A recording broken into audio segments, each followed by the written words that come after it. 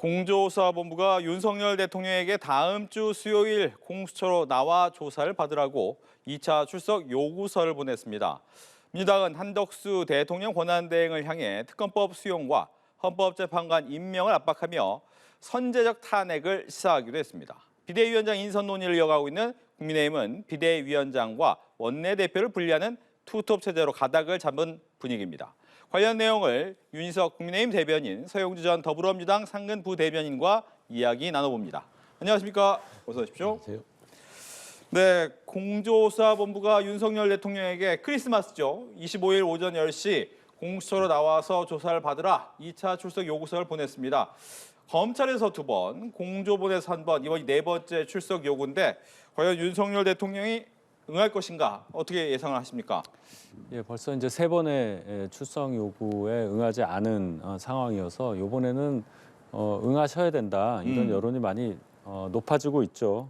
특히나 이 시기가 크리스마스 날 경호보다는 좀 적은 날로 어느 정도 배려를 했다고 보는 시각이 많이 있습니다. 그래서 25일 소환에는 응하시지 않을까 하는 그런 기대도 좀 있습니다.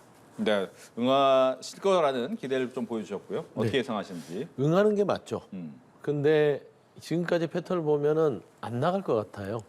그러니까 지금 뭐 헌재에 대한 어떤 요구서라든지 서류 전달이라든지 출석 소환 통보라든지 일체 응하지 않고 있잖아요. 네. 받지를 않고 있잖아요. 수치인 거부. 근데 그 기사를 보니까 윤석열 대통령 생일날 전달된 꽃은 전달받았다더라고요. 근데 그런 식으로 선택적으로 지금 하고 있는 거기 때문에 저는 최대한 변호사 선임도 미루면서 그냥 갈 때까지 가보자라는 지금 전략 같아요. 그래서 지금 현재 나가는 게 맞으나 성탄절에 특히나 나가고 싶겠습니까? 더더욱. 그래서 저는 안 나가고 체포영장이 법원에서 발부되는 순간까지 아마 뭐 말하자면 대치 상태로 계속 끌어갈 것 같습니다. 네. 이른바 지연 작전을 쓰고 있다. 지연 작전이죠. 네. 예. 지연 작전을 쓰는 이유는 어디 있습니까? 일단은 좀 준비할 시간이 진짜 필요한 거고요. 지연을 하려고 하는 것보다 아직 변호인단도 완전하게 구성이 되지 않았고 그런 차원으로 볼 수도 있고 뭐 지연이라기보다는 여론 같은 것도 많이 볼 겁니다. 지금 뭔가 대통령이 뭔가 끌려다니는 모습 그런 것보다는 조금 더 단단하게 준비하고 수사기관과 수사기관의 수사에 응하고 하는 모습이 낫다고 판단했을 수가 있죠. 제일 중요한 거는 아마도 변호인단 구성에 약간의 좀 차질이 빚어지고 있는 거 아니냐. 그게 돼야 제대로 된 대응이 된다. 이런 상황으로 일단 유추해 볼 수 있겠습니다. 일단 대통령 앞서서 이제 변호인단이 아직 덜 꾸려졌다 이야기를 했지만 석동현 변호사가 이제 기자간담회를 열어서 2번 정도 이야기를 했어요. 오전과 오후에 걸쳐서. 근데 포인트는 내란이냐에 대한 거에 굉장히 맞춰져 있더라고요. 이 부분에 대한 얘기를 먼저 들을까요? 뭐 내란이라는 부분에 있어서 혐의를 전면 부인하고 있습니다. 지금 이제 검찰과 공조본에서 수사하는 내란의 주요 임무에 가담했던 분들이 속속 본인들의 당시의 상황들을 증언하고 있고요. 그 증언하는 사람들의 위치가 고위급입니다. 사령관들이고요, 경찰청장이고요. 여러 사람들이 이 내란 행위에 가담했는데 타 대통령의 지시에 있어서 움직였다는 거 아닙니까? 그리고 체포하고 끌어내라고 했다. 그리고 군을 어디에 배치하라고 했고 선관위에 대해서도 장악하려고 했고 체포하려고 했다. 너무나 많은 계엄의 정황들이 나옵니다. 그런데 이 내란의 징후들이 나옴에도 불구하고 어제 석동훈 변호사는 외신과 내신 기자들을 둘 다에게 체포의 최초당 꺼놓고 미리마라고 하는 내란이 어딨냐. 그러니까 무지성 무논리로 그냥 대응해 버리는 거예요. 그래서 저는 이게 본인 석동훈 변호사도 알 거예요. 헌법 공부를 했으니까. 그래서 저는 이런 말도 안 되는 얘기를 하는 것은 여론전을 지금 준비하고 있다. 그러니까 지금 보면은 광화문에서 지금 집회를 하잖아요. 네. 그러면 거기에는 대통령은 통치 행위를 했고 그럴 리가 없고 무죄다라는 식의 어떤 논리들을 가고 있는 거예요. 그래서 저는 그 여론전을 성숙시키는 과정 속에서 버티기로 하고 석동현 변호사를 통해서 또는 메시지를 통해 또 그런 것들을 또 촉발시키는 그런 행위들을 하고 있기 때문에 민주당 입장에서는 이게 내란 선동의 또 일환이 아닌가 것이다라고 좀 판단이 되는 부분도 적지 않니 예. 있습니다. 지금 여론전을 준비하는 것이다라고 이야기를 하셨어요. 일단 법률적으로 수사기관에서 다퉈야 하는 윤 대통령 입장에서는 각각 제기되고 있는 혐의들에 대해서 미리 정확하게 규정을 짓고 아닌 것은 아니라고 얘기하고 맞는 것은 맞는 것이라고 미리 얘기할 필요가 충분히 있는 거죠. 다른 사안도 아니고 이 내란죄라고 하는 정말 무거운 죄에 대해서 이게 연루가 되었느냐 아니면 성립이 되느냐 이 여부를 지금 다투고 있는 과정 아니겠습니까? 네.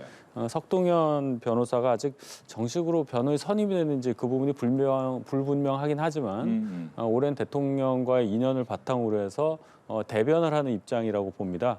그런 차원에서 뭐 체포 지시라든지 이 내란죄 구성하는 데 있어서 결정적으로 작용할 수 있는 것에 대해서 확실하게 윤 대통령의 입장을 대변하는 과정이다 그렇게 이해하고 있습니다. 예, 말씀하신 것처럼 대변하는 과정이다라고 하는데 아직 뭐 수임 얘기는 안 나온 상태니까 선동 부분으로도 가는 한편 또 기존에 있었던 여러 증언과 또 진실 공방이 되면서 좀 앞뒤가 안 맞는 부분도 있기 때문에 이 부분은 아마 민주당은 굉장히 많이 공격을 하는 것 같더라고요.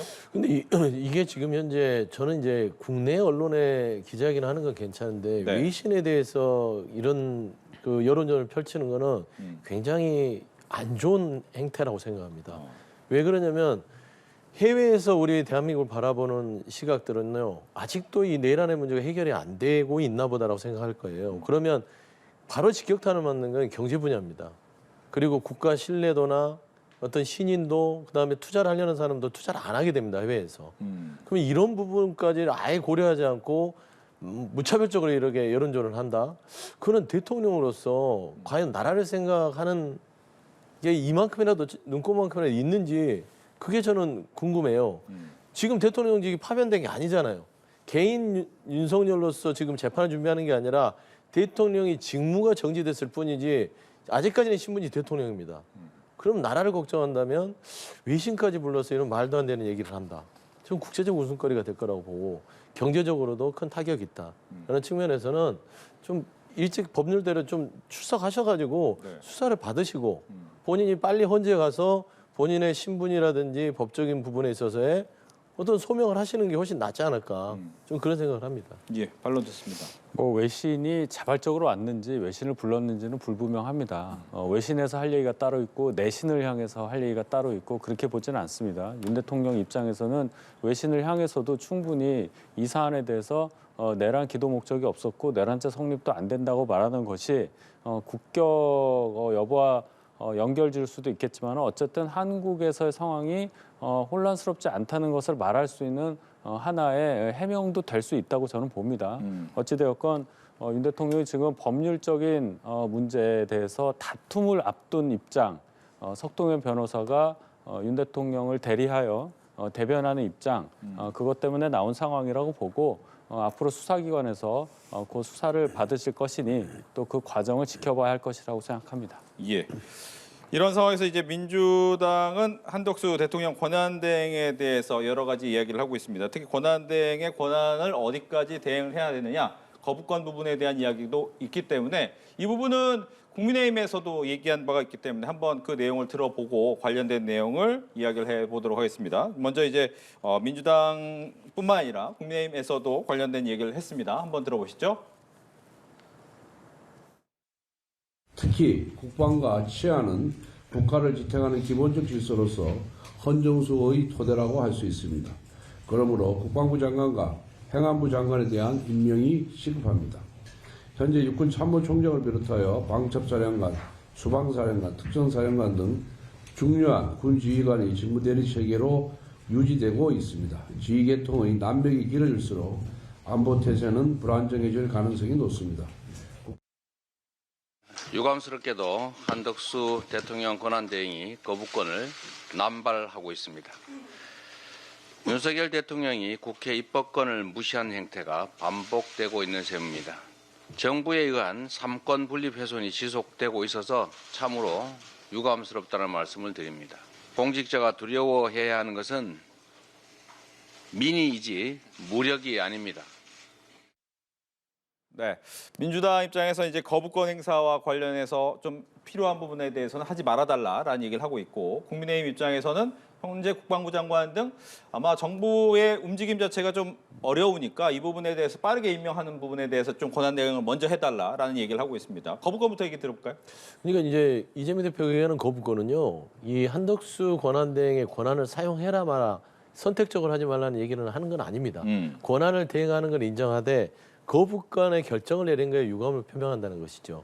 그러니까 양국관리법 등 6개 법안에 대해서 한덕수 권한대행이 거부권을 행사를 했다는 점에서는 유감이고 이게 지난 윤석열 이 대통령이 거부권을 계속해서 어떤 독주하고 어떤 근거 없이 거부권을 행사했다는 부분들이 이어받았다.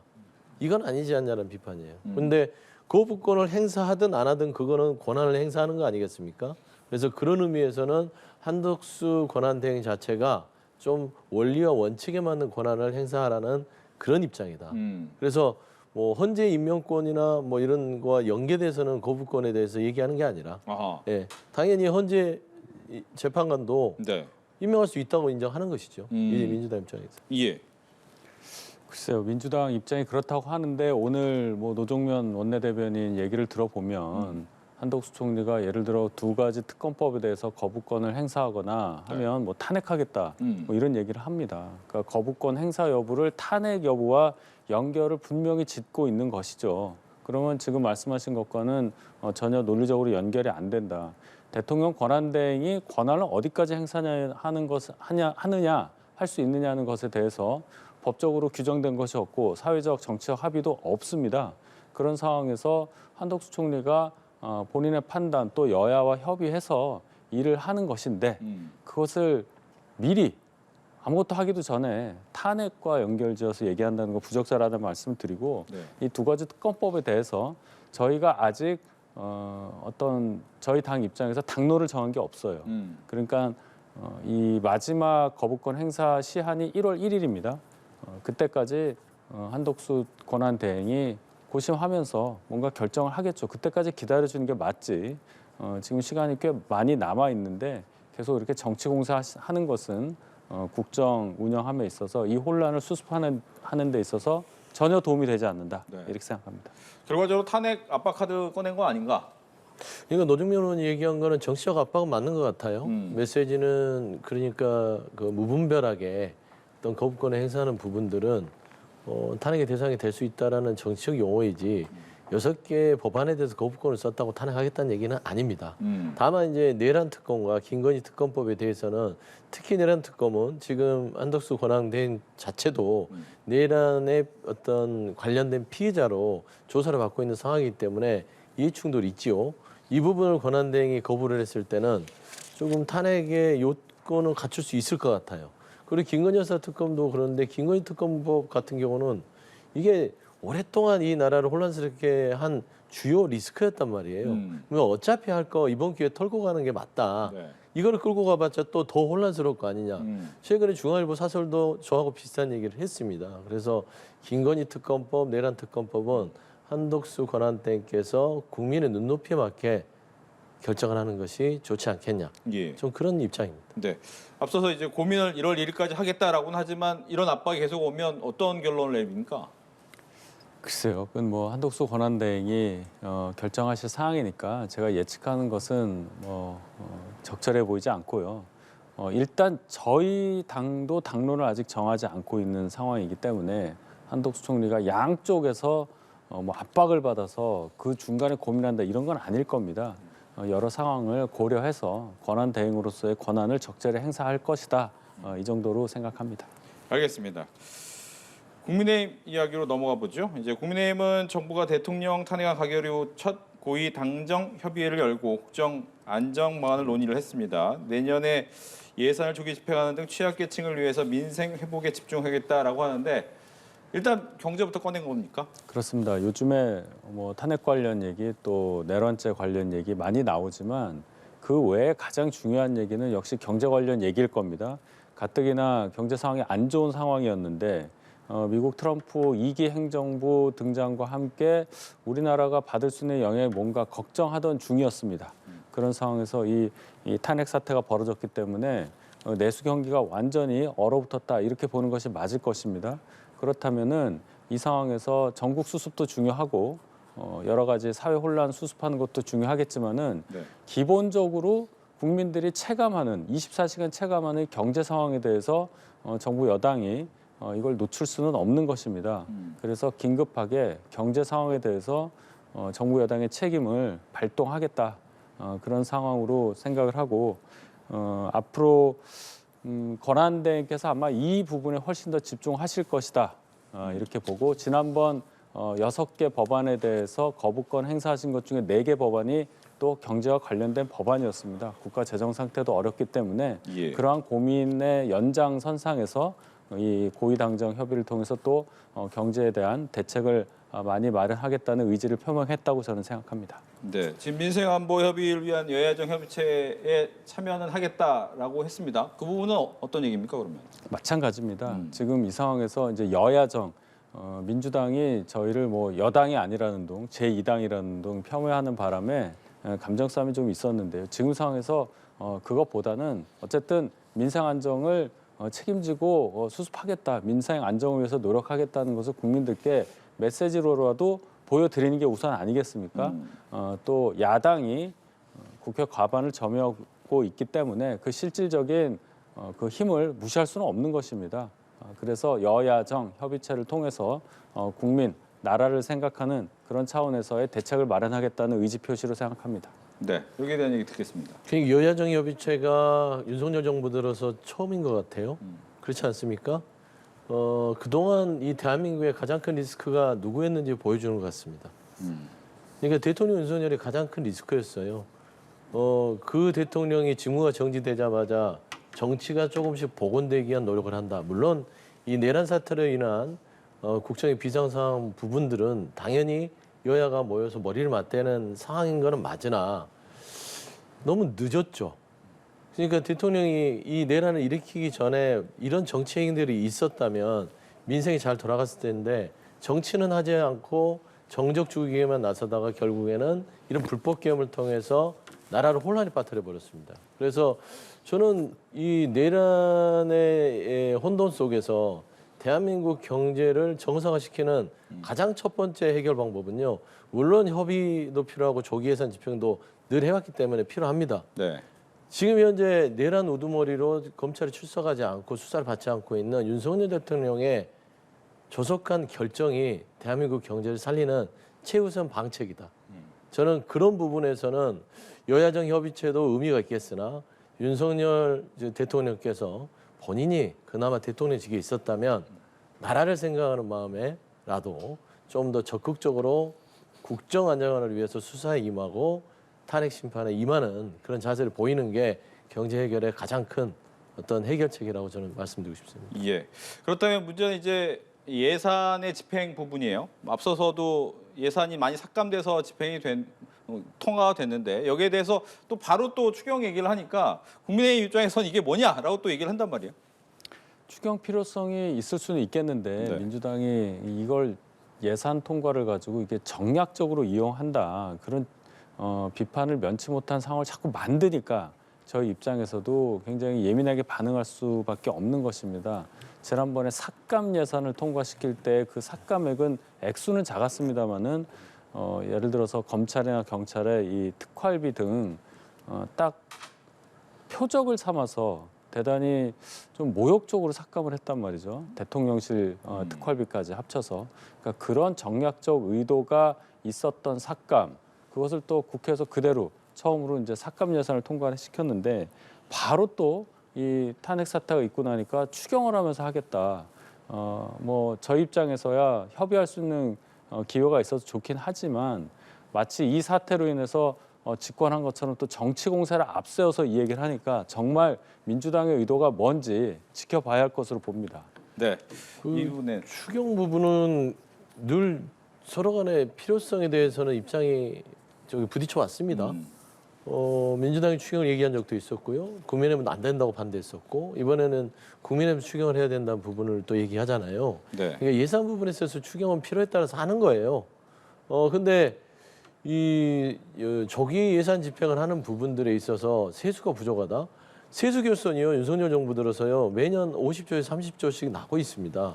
그러니까 돈을 걷어내는 능력이 없어요. 이 정부가. 그러니까 그런 경제를 운영하는 능력이 없기 때문에 저는 그 부분을 좀 보완을 하면서 이 어떤 추경 부분들을 논의해야지 이 추경을 하라고 했다가 말하고 했다. 그다음에 뭐 한 4조 2천억을 깎았기 때문에 추경을 한다. 그 문제는 달라요. 그러니까 지금 9천 개 정도의 정부 예산 사업 중에 말하자면은 그 검찰 예산이나 경찰 예산 그 정도 빼고는요 한 950개는 그대로 정반대로 지금 집행이 되는 겁니다. 그렇기 때문에 추경은 그 부족한 부분들을 채우는 것이지 감액으로 인한 추경과 연결짓는 것은 좀 무리가 있다. 그래 보입니다. 하실 말씀 있으십니까? 뭐 민주당에서 그렇게 말은 하는데 자꾸 감정적인 걸 앞세운다는 점을 제가 말씀을 드린 거예요. 그러니까 삭감에 썼던 것의 의도가 뭐였고 갑자기 또 추경을 하겠다는 의도가 이렇게 빤히 보이지 않습니까? 그러니까 수권 정당을 자임하는 민주당이 좀 더 진중한 자세로 예산 협의회라도 나서 달라. 지난번 예산 통과 전에도 막무가내식 행보를 보였기 때문에 이번에 또 추경하자고 나오는 것에 대해서 진정성을 저희가 의심할 수밖에 없다. 이 말씀을 드리는 겁니다. 알겠습니다. 이제 국민의힘 입장에서는 빠르게 당을 안정화시켜야 됩니다. 비대위원장을 인선해야 되는데 생각보다 좀 시간이 걸리고 있어요. 뭐 이번 주 안에 좀 얘기가 나온다고는 했는데 가능합니까? 네, 어느 정도 좀 의견이 모아지는 것 같습니다.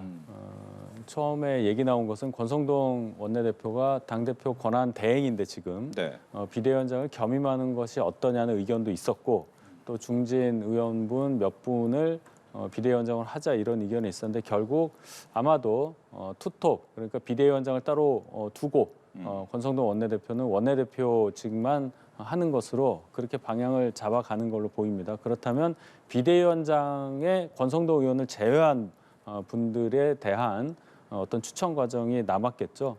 지금 선수별로 나눠서 그 국회의원들의 의견을 모으는 과정이고 거의 그 의견 수렴도 끝나가는 과정으로 볼 때 뭐 빠르면 뭐 주 초에는 네.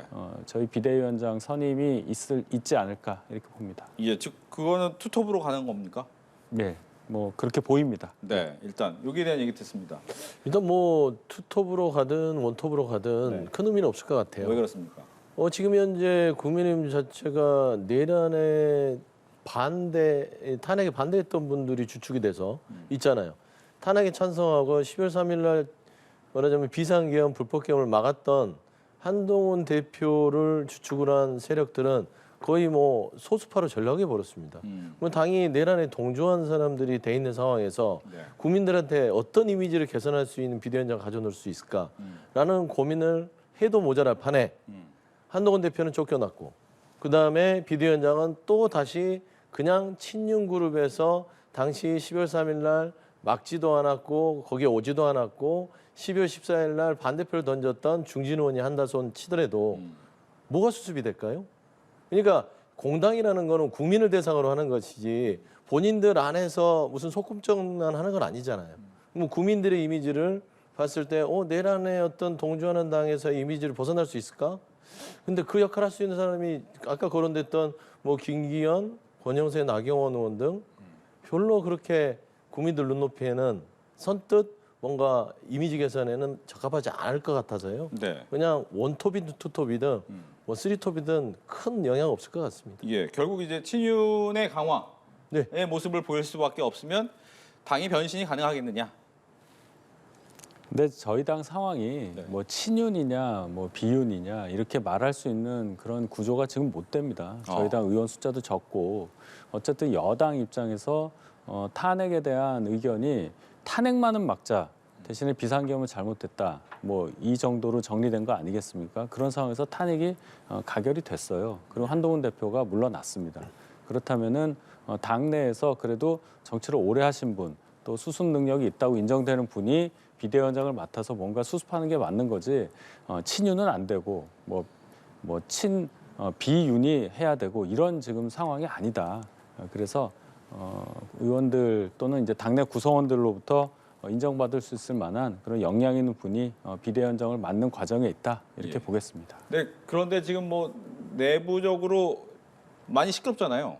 이 부분이 그냥 어떠한 중진 의원이 한 명이 나타난다고 해서 그게 수습이 되느냐라는 것도 또 걱정이 되는 부분이거든요. 네, 상황이 그렇습니다. 지금 어떤 분이 비대위원장을 맡아도 저희 당 상황이 갑자기 안정이 된다거나 그렇게 기대할 수는 없습니다만은 적어도 지도부 자체는 완비해 놓고 가는 작업이 시급하겠죠. 지금 지도부가 없습니다. 당 대변인 자체도 개정 휴업이에요. 그래서 원내 대변인 명의로만 저희 당의 모든 결정들이 공지가 되고 언론을 대응하고 있는데 이런 상황 자체가 당이 비정상적으로 가는 거죠. 하루라도 이 상황을 줄이고 비대위원장, 비대위원회 체제가 들어서서 당을 정상적으로 운영할 수 있는 상황을 만드는 것이 저희 지지자들 그리고 국민 여러분들에 대한 도리라고 생각합니다. 예. 그러니까 국민의힘이 지금 어떤 변신을 꾀한다라고 보기는 쉽지 않을 것 같아요. 변신을 꾀하려면은 지금 거론되는 인물 외에 조경태 의원도 얘기했듯이 현직 내란 우두머리 피해자인 대통령과 분리 작업할 수 있는 인물이 돼야 되는데 거론되지 않잖아요. 네. 예를 들면 이제 제가 자꾸 거론하게 되는데 한동훈 전 대표 같은 경우는 지금 윤석열 대통령과 차별화를 두고 분리하려는 작업을 하던 차에 결국에는 그 친윤 그룹에서 여러 가지 모멸감을 느끼면서 쫓겨나는 신세가 됐단 말이에요. 그러면은 한동훈 전 대표 수준의 인물을 세울 수 있을 것인가? 근데 그 고민도 안 하잖아요. 그래서 국민의힘 자체는 그냥 그 안에서 더 단단하게 내란을 저지른 대통령을 보호하고 옹호하는 쪽으로 갈 공산이 크고요. 결국 지금 엊그제 석동일 변호사가 나와서 메시지를 던졌지 않습니까? 이거는 예를 들어 통치행위에 가깝다. 내란은 아닐 수도 있다라는 얘기들을 하는데 저는 점점 더 비대위하고 권순동 원내대표 투톱이 되면 그 여론에 올라탈 공산도 있어서요. 별로 그렇게 좀 신선하게 변할 거는 좀 불투명해 보입니다. 알겠습니다. 이렇게 해서 정치권 이슈 두 분과 함께 이야기 나눠봤습니다. 오늘 얘기 잘 들었습니다. 고맙습니다.